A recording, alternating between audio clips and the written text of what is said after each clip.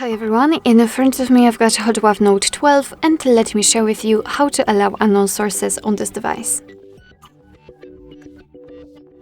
So let's start with opening the settings and then let's find the apps. Now let's tap on a special app access, and here we have to find install unknown apps. And as you can see right here, we've got the apps which are allowed or not allowed, just like in my case, to install some content. And of course we can change it. Simply tap on the app and tap on the switcher. And after getting back, you can see that the Chrome is right now allowed to install something.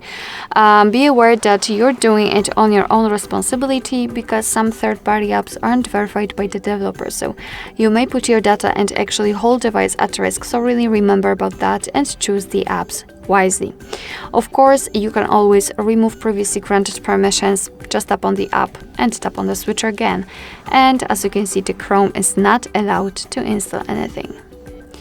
Alright, so that will be all. Thank you so much for watching. I hope that this video was helpful, and if it was, please hit the subscribe button and leave the thumbs up.